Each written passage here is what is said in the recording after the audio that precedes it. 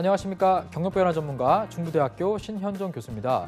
오늘 여러분과 함께 기업 분석이 아닌 직무 분석을 하라라는 주제로 함께 강의를 진행해보고자 합니다. 많은 분들이 취업을 위해서 기업 분석을 해야 된다. 기업 분석 경진대회가 있으니 나가보자. 이러면서 자료를 같이 공유해보자. 이런 경험을 아마 갖고 계실 텐데요. 근데 취업을 하는데 정말 기업 분석하는 게 도움이 될까요? 저는 여러분들한테 직무 분석을 하라고 좀 과감하게 좀 더 나은 조언을 드리고 싶습니다. 그래서 같이 한번 내용을 확인해봤으면 좋겠습니다. 네, 들어가 보시죠.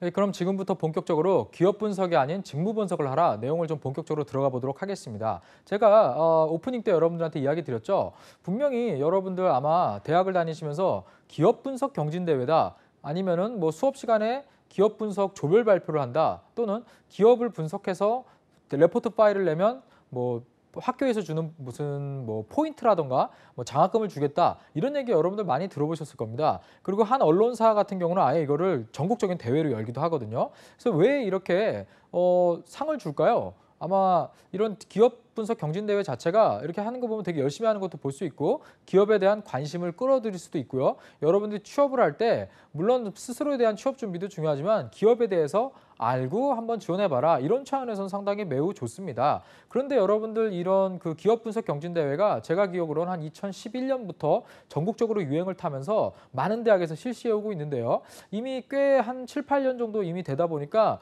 웬만한 기업들의 기업 분석 그 자료들은요, 학생들이 만들어 놓은 것 정도 수준은요, 상당히 많습니다. 그러면 여러분들 이렇게 자료가 많아졌고 이제는 기업 분석 이렇게 칭찬도 막 해주고 그러는데 왜 지금 진행하는 저는 여러분들한테 기업 분석을 하지 말라고 할까요? 그걸 여러분들하고 한번 본격적으로 들어가 보도록 하겠습니다. 제가 한번 여러분한테 예시를 보여주는 겁니다. 한 국적 항공기를 운영하고 있는 기업에 3년간 제가 부채 비율을 좀 보여드릴게요. 꾸준히 올라가고 있죠. 네, 1274%. 여러분들 지금 요즘 건설 경기 안 좋다고 하잖아요. 건설 경기가 아주 안 좋은 건설사들도 300에서 400% 사이입니다. 그런데 1200%가 넘으면요, 정말 엄청나게 높은 부채 비율인데요. 근데 이 기업은요, 최근 제가 경쟁률을 좀 봤더니요, 신입사원 최고 경쟁률이 100대 1입니다.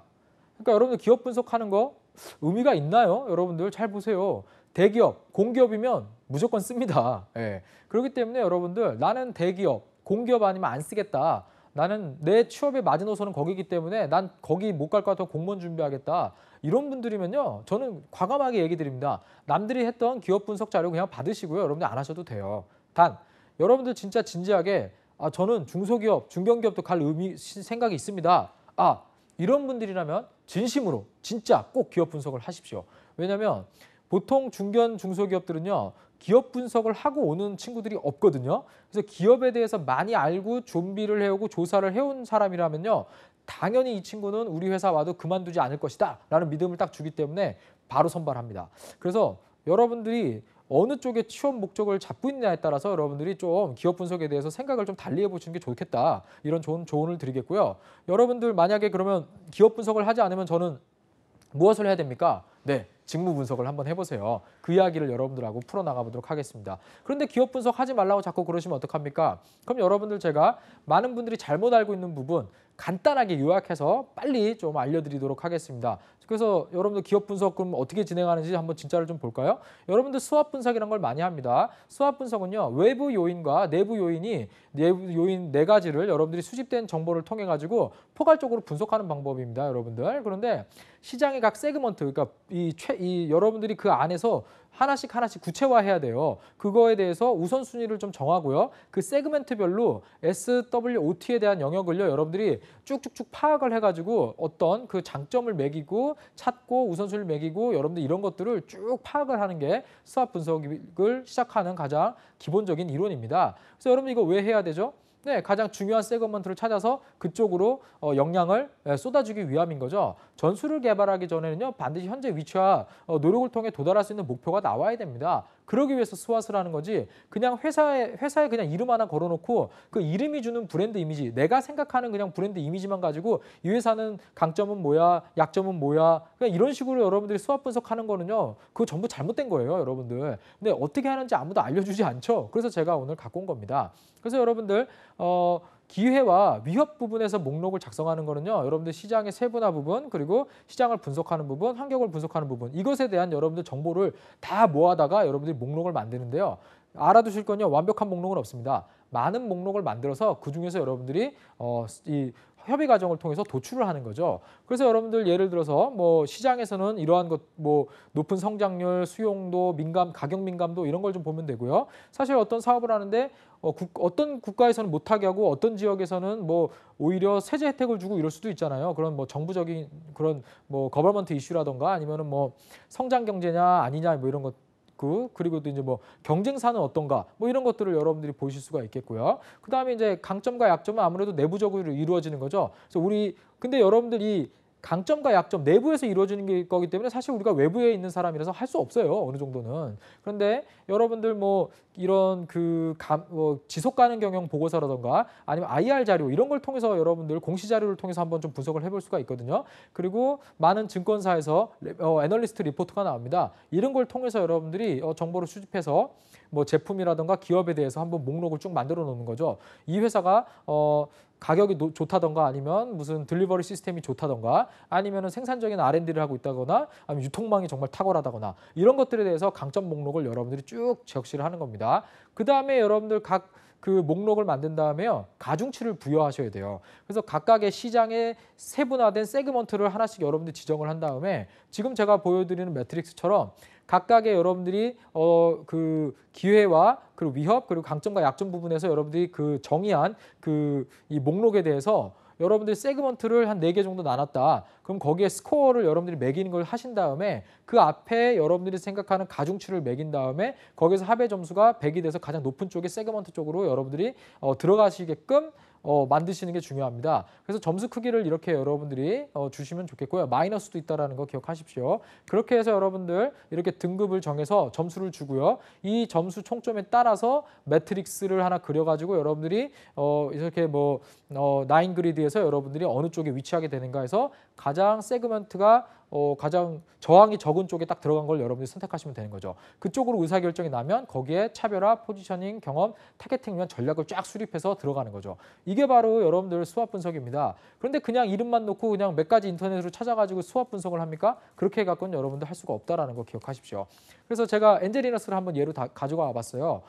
제가 그냥 좋아하는 커피라서 그냥 제가 갖고 왔습니다. SWOT 해서 제가 아까 얘기했던 부분들로 이렇게 갖고 왔죠. 그래서 한 번씩 좀 해봤고요. 그다음 4P라는 거 여러분들 배워보셨죠? 그래서 프로덕트, 프라이스, 플레이스, 프로모션에서 어떤 거를 좀 강조하는가. 최근에는 여기가 싱글 오리진 브랜드에서 좀 고급 원두를 많이 판매를 하고 있어서 제가 다른 걸 좀 갖고 왔고요. 일단 엔젤리너스 롯데 거죠. 그래서 롯데 계열사의 다양한 유통 채널을 갖고 있다는 게 좀 플레이스의 강점이라고 좀 봤습니다. 그래서 각각의 강점을 좀 찾아보니까 일단은 롯데 계열사에서 밀어주는 엄청난 파워가 있거든요. 그 여러분들 혹시 SRT라는 고속철도 타보셨습니까? 전부 엔젤리너스 입점에 있거든요. 이런 부분 제가 플레이스에서 좀 좋은 거를 좀 점수를 줬고요. 그 다음에 최근에 프라이스 여러분들 직장인들이 많이 다니는 시간에 할인을 한다거나 아예 착한 메뉴 그래가지고요. 과거에 롯데에서 착한 뭐 통큰 이런 시리즈 많이 나왔었잖아요. 그거의 연장선상으로 제품들을 또 제공하고 있어가지고 대학생들도 상당히 이용하기 좋게 지금 제공을 하고 있습니다. 그리고 최근에 제가 좀 찾아보니까 현재 프로모션으로 롯데 카드를 쓰면은 50% 깎아주는 프로모션을 하더라고요. 자, 그러면 종합해보면 어떻게 나오죠? 원두의 품질로 전체적인 이미징을 리딩하면서도 자기네 자사 관련된 계열사 파워를 통해서 특정 제품을 적극적으로 홍보하는.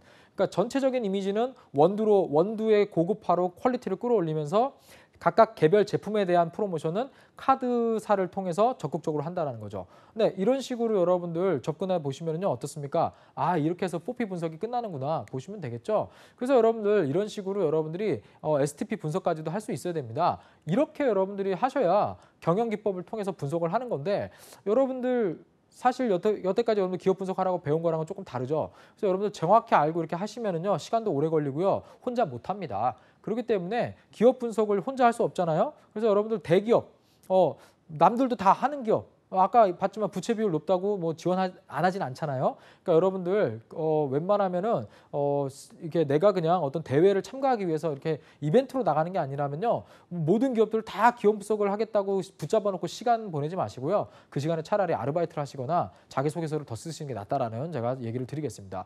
그래서 여러분들 저는요, 지원할 기업인지 아닌지 여러분들 대기업에 대해서 조금만 알려고 하면요, 기본적인 팩트만 보는 법을 알려드릴게요. 1. 회사 위치, 업력, 창업자 경영 여부만 먼저 보십시오. 일단 여러분들 집하고 회사 위치가 가까워야 됩니다. 너무 멀면요, 일하기 쉽지 않아요. 만약에 여러분들 사시는 곳이 인천인데 근무지가 서울 잠실이에요. 인천에서 서울 수도권이니까 다닐 수 있다고 생각하시지만 한번 지도로 검색해 보시면 상당히 고민을 하시게 될 겁니다. 그리고 업력, 회사가 너무 역사가 짧으면 좀 여러분들 믿음이 가지 않잖아요. 그래서 업력도 당연히 좀 보시는 게 좋겠고요. 그다음에 창업주가 경영을 하고 있으면요, 회사가 상당히 저돌적이고 그런데요, 만약에 뭐 전문 경영인이나 2세가 경영할 수도 있잖아요. 이런 거에 따라서 경영 스타일이 많이 틀립니다. 그래서 이런 걸 여러분들이 한번 조금 체크해 보시고요. 그다음에 최근 공고 게재 횟수를 한번 체크해 보실 거를 좀 여러분들 얘기를 합니다. 왜냐하면 내가 지금 지원하는 직무에 최근에 또 지원한 적이 있으면 뭐예요? 또 공고가 있었으면 그 사람 관두고 나가서 다시 공고 올린 거죠. 근데 찾아보니까 그 사람이 들어가기 전에 또 3달 전에 공고가 있었던 거예요. 그래서 최근 6달 안에 내가 3번째 지원하는 사람인 거예요. 그럼 둘 중에 하나죠. 회사가 잘 돼서 더 뽑거나 전에 일하던 사람이 열받아서 나가서 다시 뽑거나. 근데 보통 후자인 경우가 많습니다. 그래서 이런 거 잘 체크를 해보시고요. 그 다음에 매출액과 임원수. 여러분들 일단은요, 임직원 수. 이 회사가 얼마 버는지 잘 모른다. 쉽게 생각하세요. 매출액이 딱 나오죠. 여러분들 그 매출액은요, 취업 포털 사이트에도 나옵니다.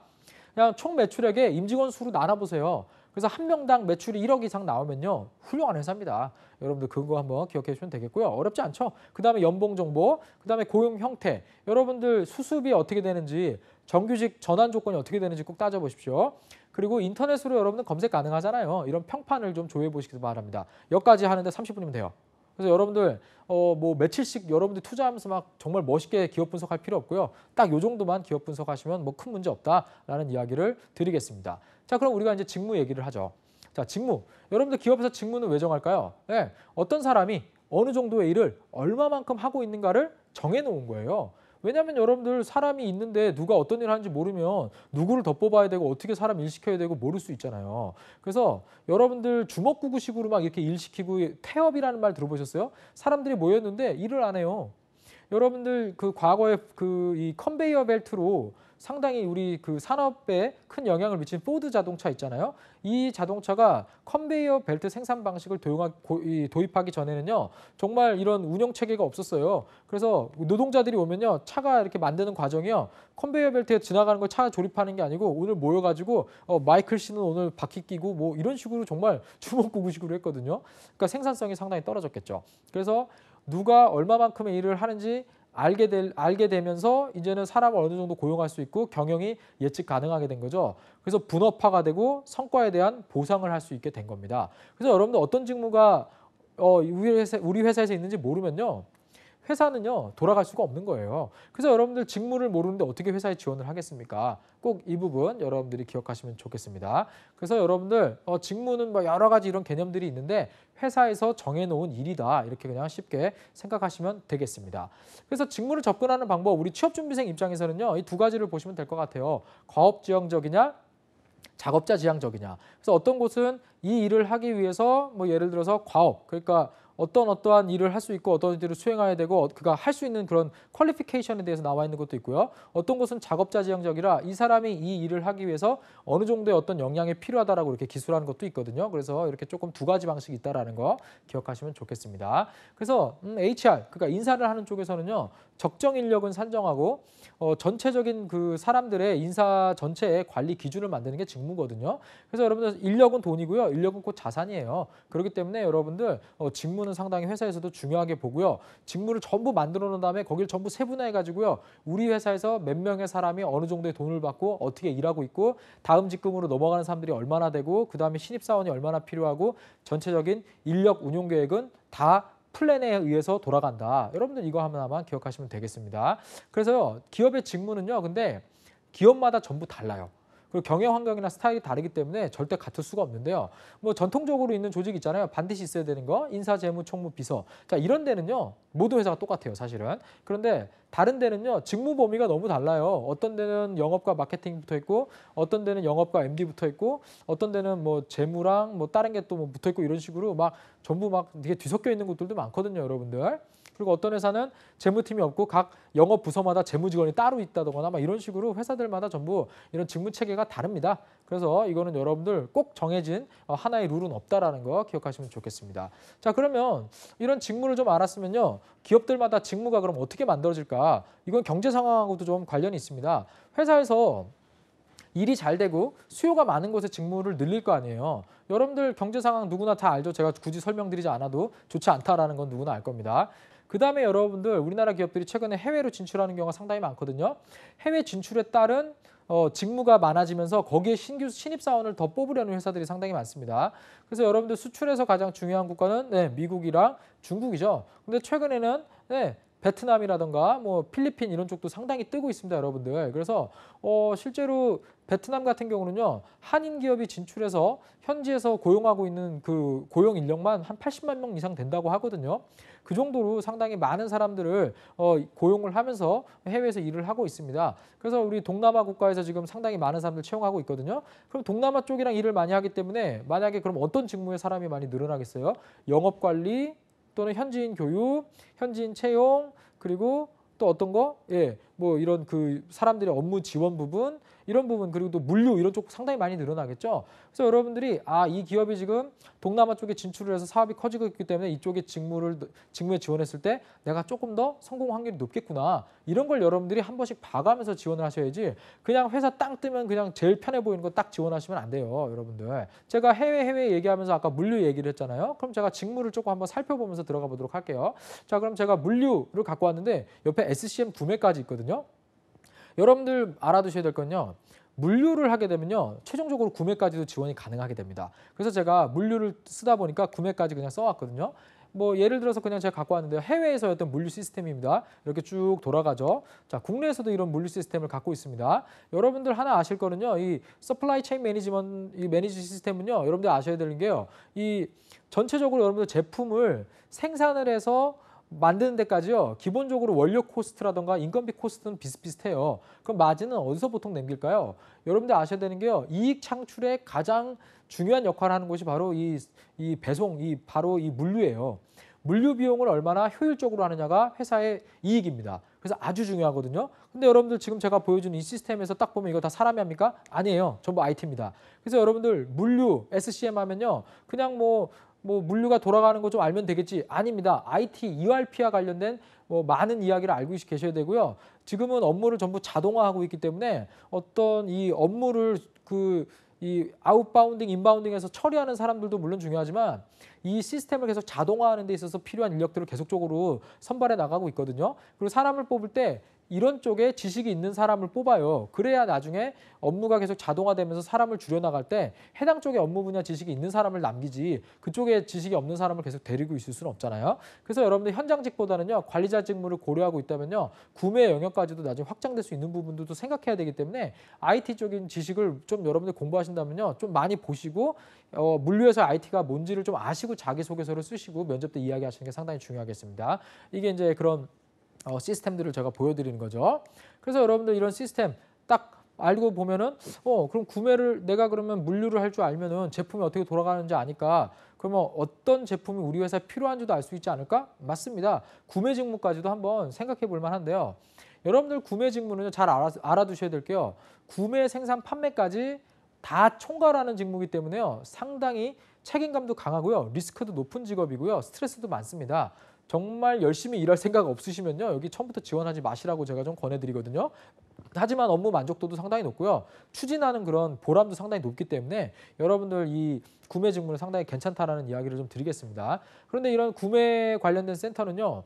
정말 회사 내에서 프로핏 센터의 역할을 합니다. 왜냐하면 여러분들 이런 그 전략적인 구매가 회사의 이익으로 연결되는 이유를 제가 하나 좀 설명해 드릴게요. 예를 들어서 여러분들 라벤더 향 있죠? 여러분들 뭐 샴푸라던가 이런 데 왜 라벤더 향 있잖아요. 그 라벤더 향을 화학적으로 섞는 게 아니고요. 라벤더 압축한 그 엑스트랙트 용액을 사오는 거예요, 외국에서. 그러면은 그 라벤더가 많이 피는 지역에서 그거를 채취를 하겠죠. 그런데 여러분들 생각해 보세요. 그쪽에 만약에 올겨울 유난히 춥다라는 예보가 예정돼 있어요. 그러면 구매 담당자가 그걸 미리 예측하고 쌀 때 왕창 구매를 해두는 거예요. 썩지 않으니까. 그 겨울에 만약에 엄청나게 눈이 많이 와서 라벤더 가격이 폭등을 해요. 그러면 회사는 미리 사놨기 때문에 라벤더 가격이 폭등했더라도 제품의 원가 코스트를 지킬 수가 있었던 거죠. 그래서 구매팀은요, 프라핏 센터라는 겁니다. 그래서 여러분들 잘 기억하시고요. 일단은 여러분들 이 구매 직무는요, 경영, 경제, 무역, 영업 필수입니다. 그리고 선발 시 이공계와 비이공계가 5대5 정도로 보통 선발이 된다는 거 기억하시고요. 그다음에 이런 뭐 제조 공정 원가 분석 그리고 구매 트렌드 이런 거 여러분들 잘 아셔야 됩니다. 그래서 그 회사의 제품에 대해서 좀 공부를 해가시고요. 뭐 구매 기법이라던가 전략적 소싱 이런 것들, 수익성 향상에 대한 전략, 적극적인 업무 태도 이런 것들을 자기소개서와 면접 때 준비를 해가셔라라고 얘기를 드리겠습니다. 근데 여기까지 공부하시다 보면 뭐야? 그러면 해외 영업도 한번 갈 수 있는 것 같은데 맞습니다. 거기까지 여러분들이 알게 되면요.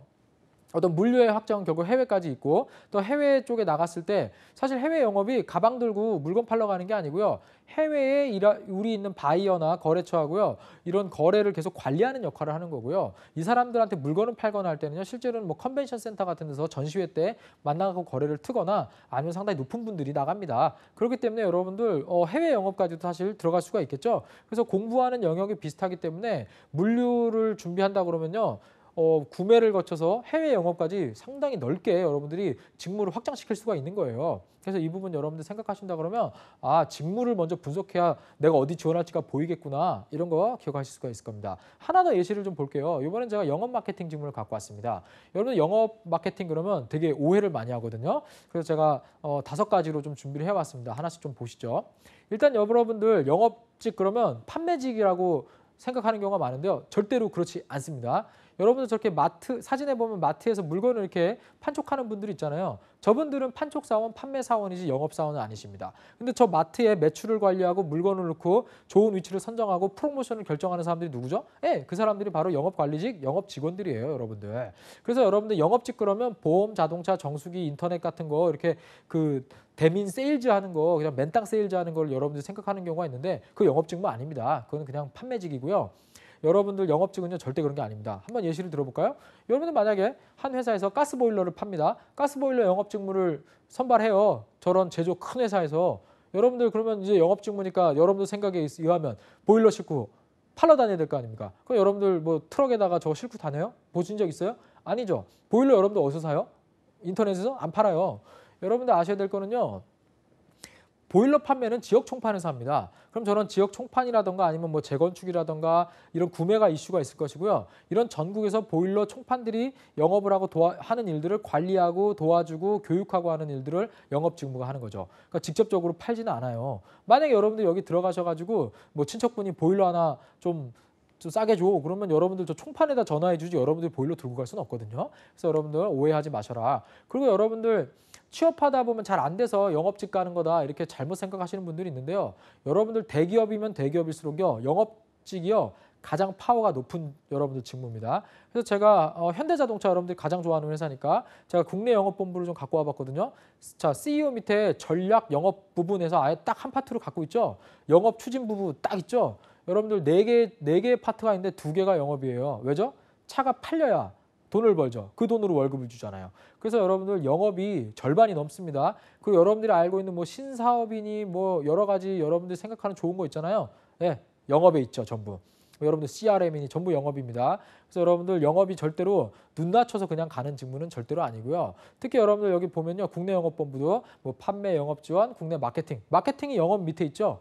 여러분들 마케팅이 영업 위에 있는 게 아니에요. 영업 직무에는요.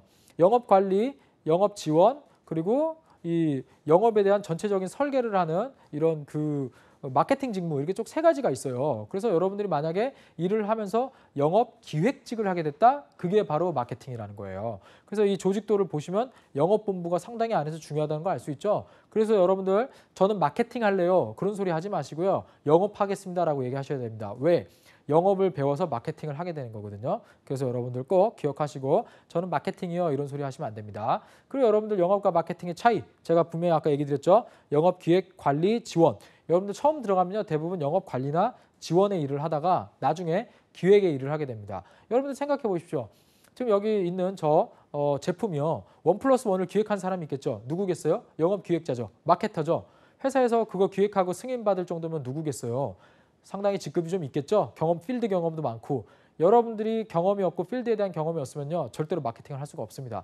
그래서 여러분들 하도 지원자들이 안 들어오니까 직무 이름만 마케팅으로 살짝 바꿔놓고 이렇게 하는 곳들도 많거든요. 그래서 여러분들 처음부터 그런 오해하지 마시고요. 영업에 대해서 너무 잘못 생각하지 마셔라. 그래서 여러분들 취업 준비하면서 생각해둔 직무 있나요? 그랬더니 영업직 싫어서 사무직이요. 그런 건 없습니다. 그래서 여러분 영업 직무에 대한 적합한 스펙 저는 총 이렇게 7가지로 좀 얘기를 드리고 싶습니다. 당연히 의사소통 능력 있어야겠죠. 추나력, 실천력, 그리고 실행력, 자기관리 능력 뛰어나야죠. 그다음에 B2B, B2C에 대한 비즈니스 이해, 그리고 취급 제품에 따른 직무 역량, 그리고 국내 영업과 해외 영업. 자, 이거에 대한 여러분들 내용을 중심으로요.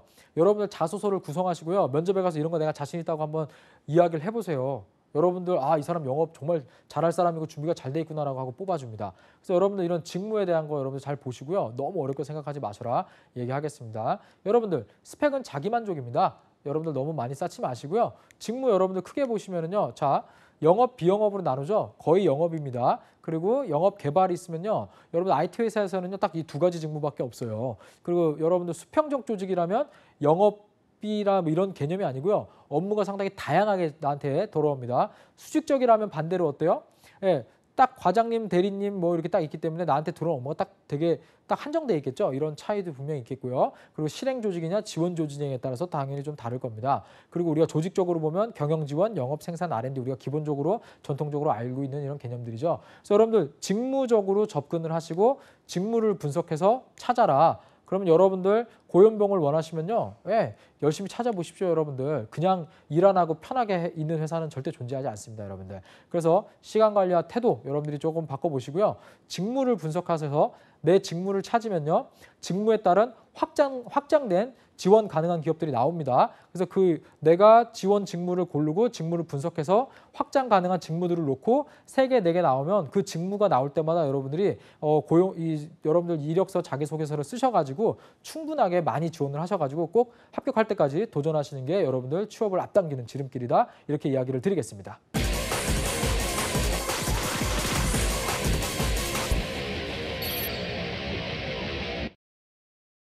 네, 저와 함께 이 기업 분석과 직무 분석에 대한 이야기를 좀 나눴습니다. 기업 분석, 여러분들이 정말 필요하면 하는 거지 일단 너무 보여주기 위해서 하는 건 아니다. 그리고 준비하는 데 있어서 절대적으로 꼭 해야 되는 건 아니다. 이런 얘기를 드렸고요. 도움이 되는 부분만 여러분들이 찾아서 여러분들 시간 관리할 때 잘 쓰시고요. 반드시 직무를 분석하셔가지고 내가 맞는 직무를 찾으시고 그래서 거기서 확장되는 여러 직무들에 여러분들이 자기소개서, 이력서를 써서 지원 기회를 늘리는 게 가장 취업하는 데 좋은 방법이라는 거 잊지 마시고요. 여러분들 지원을 많이 해야 면접의 기회가 많이 오고요. 면접을 많이 가셔야 취업을 하실 수가 있습니다. 제 조언 잊지 마시고요. 꼭 성공 취업하는 그날까지 여러분들 생각하시면서 도전하시면 좋겠습니다. 감사합니다.